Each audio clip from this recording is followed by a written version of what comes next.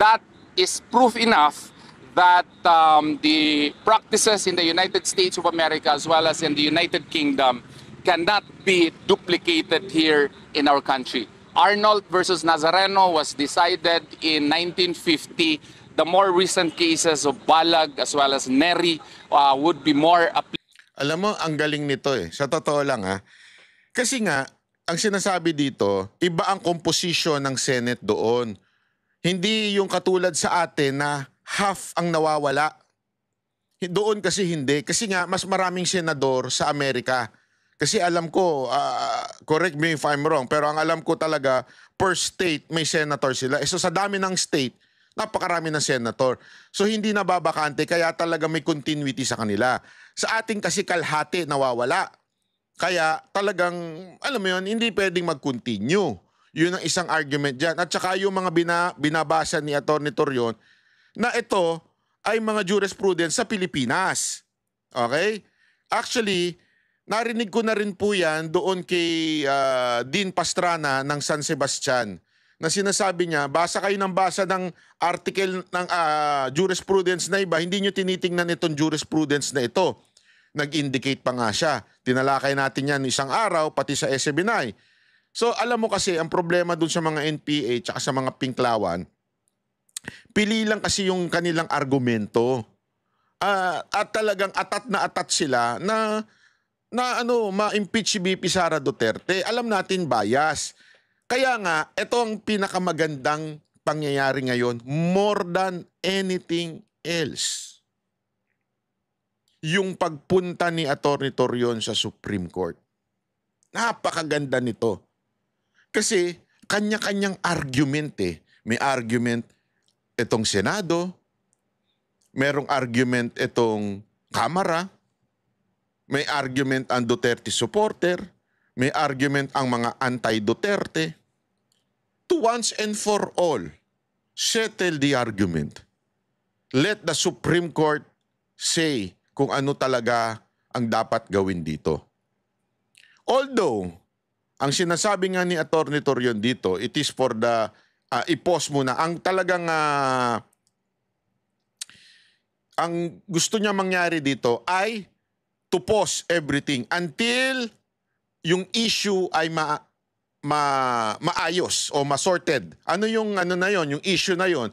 Yun yang skip important legal steps like verification and due process. At yung potentially invalid since it's ignored earlier complaints and rules.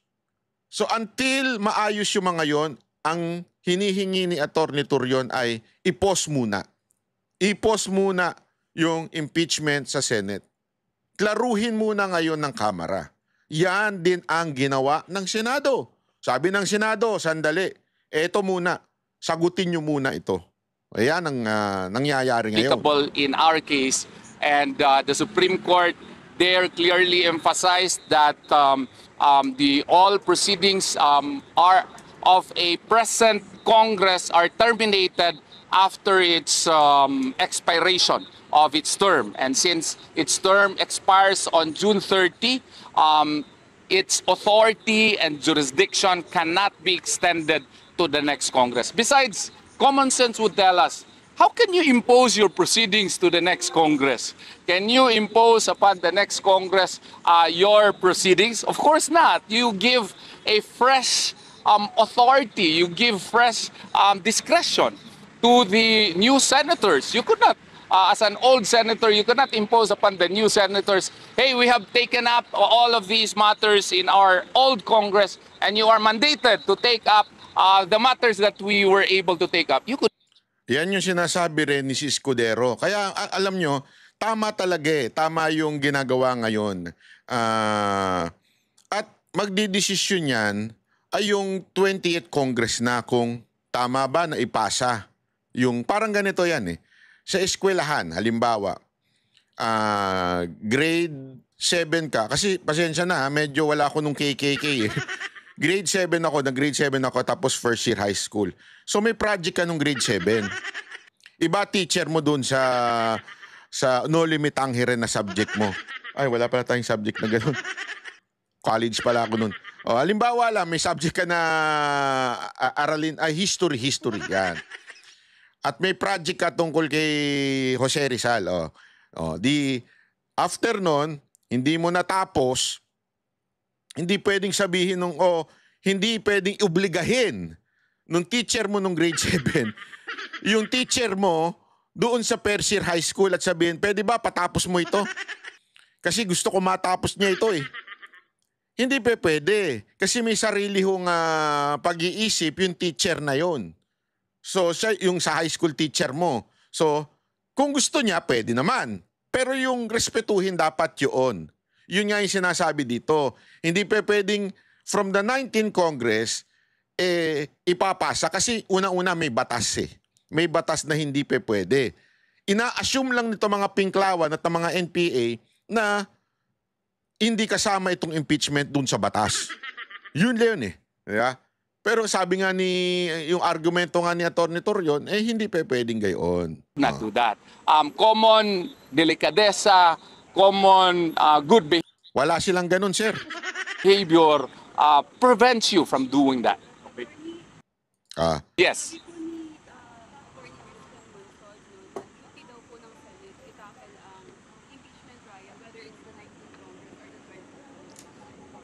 Well, I respectfully does not agree with the opinion. The duty of Congress or the duty of the Senate is to entertain an impeachment complaint, yes, but that impeachment complaint should follow the constitutional strictures mandated under the 1987 Constitution, the requirement of verification, the requirement of compliance with due process, all of such should be carefully followed by the House of Representatives. That's why we were in agreement to the decision of the Senate to remand the case to the House of Representatives in order for them to certify whether or not the constitutional requirements of verification, the constitutional requirement of due process were duly complied with. This is akin to the requirement of certification of non-forum shopping, the verification requirement, which is required in all cases. If such applies in ordinary cases, with more importance that such should be applied in impeachment cases. Grabe, no? Alam mo, kasi yung problema talaga dito sa mga nagko-komento, hindi ko alam kung trial lawyer ba sila eh. Kung bakit hindi nila maunawaan yung mga napakasimpleng basic pagdating sa trial. 'Di ba? Tapos, ito na nga yung sinasabi. Yung tinatawag nating presumption of regularity. Ano ba ibig sabihin to? Babasahin ko sa inyo ha. Means the law assumes that the government official or public servants did their job properly and followed the rules. Unless someone proves otherwise, which is the court. On this particular, it's the Supreme Court. Halimbawa, merong pinagdesisyonan ang Senado at sinabi ng Senado, ibalik ito sa Kamara. The only way, legal way, okay, kung may utak yung mga animal na komento ng komento, tumakbo kayo sa Supreme Court at i-questionin ninyo yung ginawang galaw ng mga senador. Anak kayo ng putang Inuunan nyo pa ang kaartehan at kadramahan ninyo kesa sa tumakbo kayo sa Supreme Court. Buti pa to si Atty. Torion, inunahan pa kayo. Gago! Hindi, kaya nga sabi ko nga sa inyo, kung meron mang talaga napakagandang ginawa dito si Atty. Torion Talagang tumakbo na siya. Para talagang patigilin. Tigil na itong impeachment.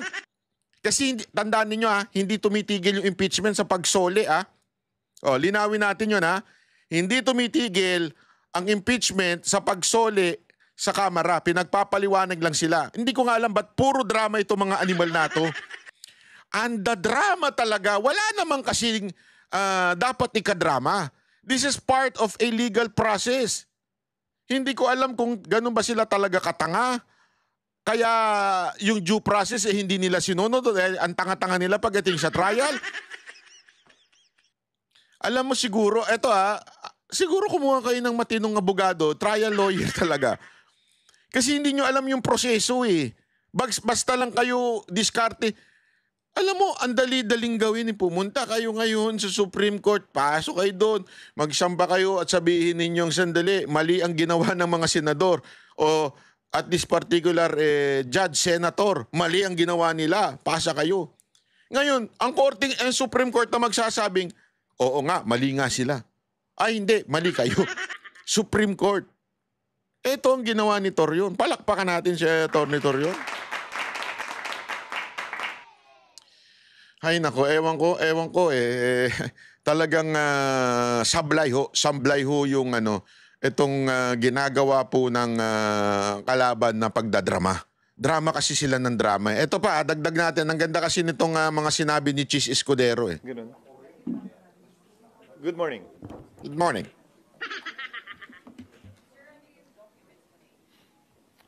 Tatlong dokumento ang pinirmahan ko natapos kami kaninang madaling araw ng 2:00. Una ay yung liham sa Kamara na pinagbibigay alam sa kanila ayon sa napagkasunduan sa impeachment court na hindi na matutuloy ang kanilang presentasyon ng articles dahil nagawa na yon kahapon. Na-convene na rin ng court. Sa katunayan, nag-issue na nga ng summons kay Vice President Sara Duterte ang impeachment court. Pangalawa, inilabas ko ang mga pinagbotohang orders ng impeachment court kahapon. Una, kaugnay sa pag-return, yun ang ginamit na salita sa motion, para gawin ang dalawang bagay.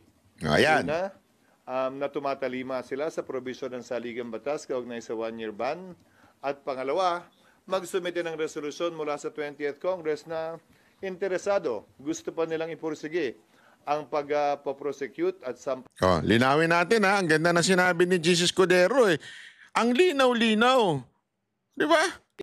sa pag-return, yun ang ginamit na salita sa motion, para gawin ang dalawang bagay. Ano yun? Una, na tumatalima sila sa provision ng saligang batas kaugnay sa 1-year ban.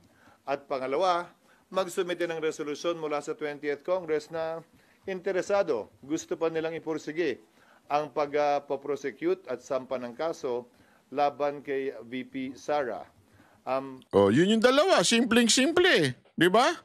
Tagalogin natin. Hindi din yung banilabag yung konstitusyon? Dahil sa pagmamadali ninyo? hindi ganun ang pagkasabi ha. Mga ulol. O pangalawa, interesado pa ba ituloy ng 28th Congress ito? Actually, hindi ko alam kung anong strategy o anong bakit pa kailangan tanungin yon yung kung interesado bang ituloy ng 20th Congress. Although, tama rin naman kasi parang sa akin ang sinasabi ng Senado dito sa motion na to na kailangan talaga mag-ending ang impeachment sa 19th Congress. The question is, itutuloy ba ng Kamara yung pagsampa ng impeachment o yung parang trabaho ng mga prosecutor? Yung Kamara kasi ng prosecutor ngayon yung trabaho nila na si VP Sara Duterte. At siyempre, dahil nga yung Senado rin, yung paulit-ulit yung sasabihin dito mamaya, yung 20th Congress, kailangan sila na magde-decide kung itutuloy nila o hindi. So para talagang ini-emphasize noong motion na yon na talagang magi-stop yung impeachment after the 19th Congress. So the 20th Congress should decide, not them. Yun lang yung sinasabi doon sa first point sa tingin ko yung first point ng Senado. Tuloy natin. Ang sunod na order ay yung summons na sang-ayon sa rules ng impeachment court ay dapat i-issue pagkatapos mag-convene. Lahat yon ginawa at sinagawa namin kahapon. Pero siyempre, kailangan nun ng kaakibat ng mga written orders din. Yun yung hawak nyo ngayon. Sir, anong masasabi dito sa mga nagsasabing hindi mo na daw impeachment, unconstitutional, baseless, illegal, ang mga ginawa ninyo kagabi? Karapatan ni Numan ang magpahayag ng kanilang opinyon, ginagalang ko yun. Subalit tulad ng sinabi ko sa aking talumpati nung nagdaang Lunes, Korte Suprema lamang ang pwede magsabi kung ano ang legal at hindi. Eh bakit ayaw nilang tumakbo doon? Hindi ko talaga alam. Kung ano ang constitutional at hindi. Pangalawa, kasaysayan lamang with the benefit of hindsight ang pwede makapagsabi kung sino din ang tama at mali kaugnay sa kanilang paniniwala. Kung walang order ang Supreme Court, sir, either way, you will proceed as you see fit. Tulad ng binanggit ko mula nung nagsimula ang impeachment complaint noong Pebrero, kung walang TRO, magpapatuloy kami. Kung may TRO na iniso, i-bring up yan sa impeachment court at pagpapasahan. Actually, meron pa nga yan eh. Tama yung sinabi niya dito eh. Tulad ng binanggit ko rin noon, hindi ba? May dalawang pagkakataon na nag-issue ng TRO ang Korte Suprema kaugnay sa impeachment proceedings. Noong panahon ni dating Chief Justice Davide impeachment, may TRO laban sa Kamara na hindi sinunod ng Kamara. Doon naman sa impeachment complaint laban kay Chief Justice Corona, nag-TRO ang Korte Suprema kaugnay sa pagbubukas ng account, bumoto ang Senado para sundin yung TRO na yun. So, nagigets ninyo, ha?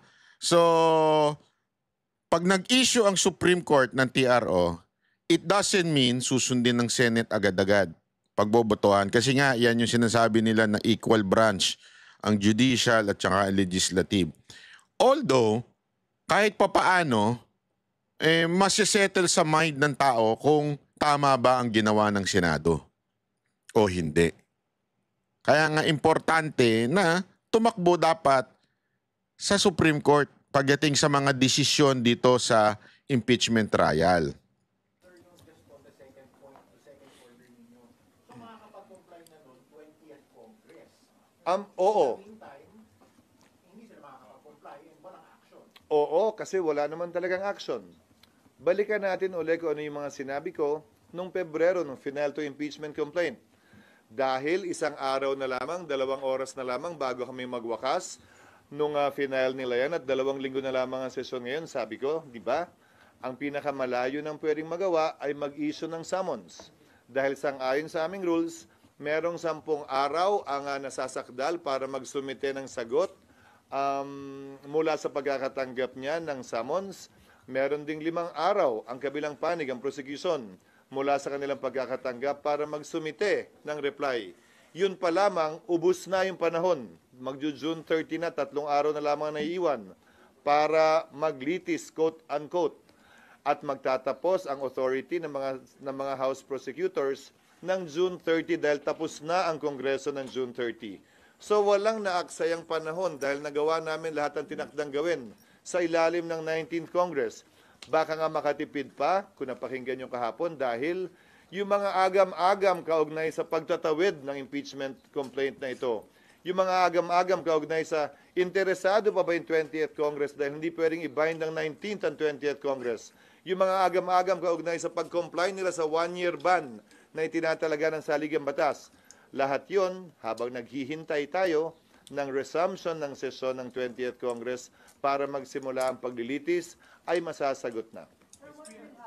Yes, Sally. Ng Kamara, yung binabalik nyo na articles of impeachment, possible daw ba yung deadlock o wala kayong safeguard?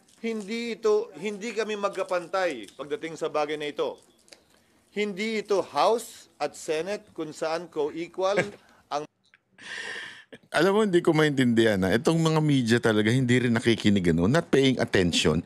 Ito na yung diniscuss kahapon eh. Yan yung tinatanong ni, I think it was, as far as I remember, si Grace po ang nagtanong nito eh. Paulit-ulit na lang yung tanong, ano? Hindi, ako nagtataka ako, kayo media, tanga ba talaga kayo? O makulit lang kayo? O gusto nyo lang magkamali yung tinatanong nyo? Hindi, ako nagtatanong lang. Kasi siguro kahit kayo alam nyo nasagot eh, di ba? Kung paano kung hindi sumunod yung Congress, magkakaroon ba ng deadlock? Ano sagot doon? Hindi pwedeng hindi sumagot ang Congress. Kasi kami dito, judge. Sila prosecutor. They have to answer. Hindi ito Senado at Congress. Naging korte na kami. So bilang judge, hindi pa pwedeng sumagot, ay hindi pwedeng hindi sumagot yung Congress. Kailangan nila sumagot. Kung hindi sila sasagot, paano namin tatalakayin yan? Ang hina. Ewan ko. Mga ahensyang yan, sa parte ng impeachment, korte ang Senado, prosecutor ang Kamara. Wala sa lugar para sa akin ang Kamara na hindi sumunod sa ipinag-uutos ng impeachment court. Hindi ito parang BICAM na kailangan naming mag-agree. Ito'y kautusan galing sa impeachment court na nakatuon sa prosecutor na isa lamang partido sa kaso. Hindi magkapantay ang partido at ang korte. Saan mang kaso, saan mang parte ng mundo. Pero hindi daw trabaho, sir, ng Senado bilang impeachment court para questionin kung dumaan sa tamang proseso yung House. Ay, yung trabaho nga daw, o dapat ang mag-question yan, yung kampo nga ni Beauty Sara na meron nga pending sa Korte Suprema. May nakalagay ba sa rules na pwede kong pagbawalan at bigyan ng listahan ang mga miyembro ng korte? Ito lang ang pwede niyong tanungin at sabihin? Ito lang ang pwede niyong banggitin? Bawat impeachment judge may kalayaan magsalita at magsabi kung anong ninanais nila. Hindi para sa akin o kanino man ipagbawal ang lalabas at sasambitin ng kanilang mga bibig. Dapat buong galang nating tinatanggap at pinapahintulutan yon. Yan ang ibig sabihin ng pagiging isang deliberative body. So gusto nyo, dahil lamang Korte Suprema ang nagpapasa ng lahat ng bagay ng constitutionality, ni isang miyembro dito walang pwede mag-question ng constitutionality ng anumang bagay? Siyempre pwede. Siyempre malaya naming pwedeng pagdebatihan yan. Siyempre kung may motion, dapat naming pagbotohan yan. Pero sa dulo, palagi ko ang sinasabi, kung may magsasampa ng kaso, Korte Suprema ang may final say kung sino nga ba ang tama o mali legally at naaayon sa konstitusyon. Kahapon po, nanumpa yung mga senador as senator judges. Apa. You swore to do impartial justice. Yung isa po bang West po pwedeng siya mag-move na mag-dismiss ng kaso, hindi yung either party? May nakapaloob ba sa rules namin na bawal yun? I like that! I like that! I like that! Kasi yan yung argumento ni ni Jokno na dapat yung motion na ipa-dismiss o di kaya ibalik sa Kamara o questionin yung proseso ng Kamara ay manggagaling sa defendant o si VP Sara Duterte o sa kanyang kampo, sa kanyang team. Ang sagot ni Escudero, meron ba nagsasabing bawal yon? Tama! Ito kasing kampo ng mga pinklawan tsaka ng mga NPA, lagi silang nag-a-assume. Pag hindi nakasulat sa batas, hindi po pwedeng i-assume. Kasi kung ang intensyon ay pasunurin ka ng batas, dapat isusulat yan dyan. Pag wala yan dyan, hindi ibig sabihin mag-a-assume. Ano to? Di lahat tayo nag-assume. Di ba? Kaya nga ang tanong, meron po ba sa amin na sa na ito, na bawal yan? Wala. Tinatanong ka, may nakapaloob ba sa rules na bawal mag-move kaugnay sa anumang bagay, kaugnay ng impeachment? Wala namang pagbabawal hindi para sa akin husgahan yon dahil kayo naman, yung pumapabor sa nasasakdal, ko-questionin nyo. Yung ayaw sa nasasakdal, walang question? Hindi ba kung karapatan nila maghain ng motion, pabor sa nasasakdal, karapatan din ng sino mang ayaw sa nasasakdal, wala akong binabanggit na pangalan, na maghain din ng motion, pero sa dulo, pagbobotohan yon. Ngayon kung ang sinasabi mo ay biased at dapat na sila mag-inhibit, sang-ayon sa rules of court, gayon din sa precedent at practice, ang pwedeng hilingin ng pag-inhibit o recuse ng isang judge, pero desisyon nila kung mag-inhibit nga ba o magre-recuse sila. Hindi yan subject matter of vote. Hindi yan pwedeng pagbotohan na, hoy, ikaw, tanggal ka na. Hindi ganun yon. Walang ganong klaseng procedure o proseso sa impeachment court man o sa regular court man. Lalo pa sa impeachment court sa pananaw ko, dahil alam naman ng mga nagbalangkas ng saligang batas na mga politiko, halal ng bayan, at may mga pwesto o kulay ng dinadala ang mga ito. SP, nag-isip po yung impeachment court ng hindi nadidinig o hindi man lang pa nare-recognize yung prosecution, both prosecution and defense. Yun nga sana yung gustong gawin nila tungkol sa schedule, di ba? Pero yung schedule maliwanag na dapat pinagpapasyahan ng may presensya ang magkabilang panig at dapat pakinggan. Sinabi ba kahapon ng impeachment court na unconstitutional yung impeachment dahil nilabag nito ang 1-year ban? Hindi. Hindi naman kami nagpasya eh. Hiniling namin ang impormasyon at sertifikasyon mula sa Kamara na hindi nga nila nilabag. Ayon kay Senator Cayetano, parang yan yung certificate against non-forum shopping na inihahain sa korte na sa palagay ng mayoriya kahapon ay kulang sa isinumiti sa amin. Nakita ninyo? Meron kasing sinasabi si Cayetano, yan yung certificate na talagang isinasubmit sa court, di ba? Yung non-forum shopping na sinasabi ni Cayetano, meron talaga niyan. Pagka may trial, pag humingi yung judge, isasubmit mo yan, di ba? Ngayon, ganun din. Humingi itong mga judge ngayon, itong mga senador, oy, mag-submit kayo. Ganun. Hindi ko nga alam bakit pumunta ng simbahan. Pambira, oo. Walang pagpapasyang ginawa doon. Walang pagpapasyang sinabi na ayaw na ng 20th Congress. Hiniling yung impormasyon mula sa kanila, hindi ba? Ang hiniling ay attestation at impormasyon. Walang pagpapasyang ginawa. At ang bagay na ito, lalo na kahilingan ng karagdagang sertifikasyon, atestasyon at impormasyon, maaaring gawin ng court motu proprio or on its own. Pero, gayunpaman, dun sa mga hindi sang-ayon, malaya po silang pwedeng questionin ito either sa impeachment court o sa Korte Suprema kung sa palagay nila may nilabag na batas ang impeachment court. Sa kabila ng maliwanag na probisyon ng saligang batas na nagsasabing the Senate shall have the sole power to try and decide impeachment cases. Yun. Question lang. SP, kasi parang nagkakaroon daw ng blurring of lines and rules. Kasi nga, dapat daw po yung pagpapadismiss ginagawa ng defense. Pero ang nangyari kagabi, one of your members, and gano'n na lang ba palagi, SP, pag may motion?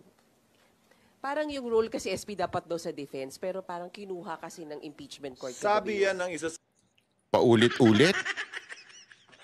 Kakasagot lang yan, Mean eh. Mean! Kasasagot lang yan eh. Kanina eh, ba't may nagsasabi bang bawal yon? sa mga miyembro kahapon. Kung hindi ako nagkakamali, si Senator Risa, kung hindi ako nagkakamali. Karapatan nilang sabihin yon, pero wala ngang pagbabawal sa rules ang hindi pwedeng gawin yon. Ulit-ulit? Gusto nyo bang gapusin ko ang kamay, itali ko ang kamay, nang pili ilan o lahat ng members ng impeachment court at sabihin, ito lamang ang pwede nyong sabihin, ito bawal nyong sabihin. Hindi pa naman natin alam eh, baka may magmotion dyan. I move to convict the Vice President. Pwede nilang gawin yun, pero pagbobotohan yun, sa pananaw ko hindi tama at mali yun. May initial resolution na inihain, hindi ba? Si Senator Tolentino, na sinabing, iklian na natin, bilisan na natin to, pumili tayo kung alin lang sa 7, isang araw lamang ang pagpepresenta ng ebidensya ng magkabilang panig, hindi niya na pinursige yung resolusyong yon at pinagbotohan yung resolusyong yon. Subalit, walang pwedeng pumigil sa kanya na gawin yung mosyong yon. Pagbobotohan lang din namin yun. Naman natin na may ilang miyembro yung impeachment court na maka-Duterte, kaya hence called Duterte Block, na parang i-abogado o gawin kung ano yung gusto ng Babalik ta rin ko.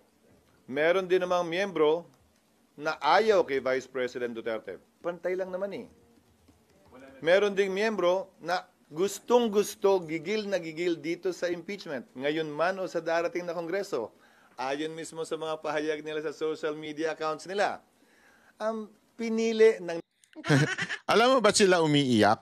Kasi sa totoo lang, talo sila sa numero. Talo kayo sa eleksyon eh. Iyak sila ng iyak. Tapos sabi nila, bakit bias yung mga mga senator, ganon. Hindi ba bias yung mga senador nyo? O yun sila Coco, sila Risa, bias din naman yung mga yan ah. Si Binay, bias din naman yan eh. Si Gatchal yan. Tsaka si Grace po, bias din naman eh.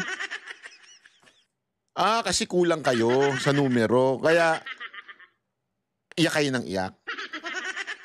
That's the truth. Kulang sila sa numero eh. Anyway, hanggang dito na lang po muna tayo.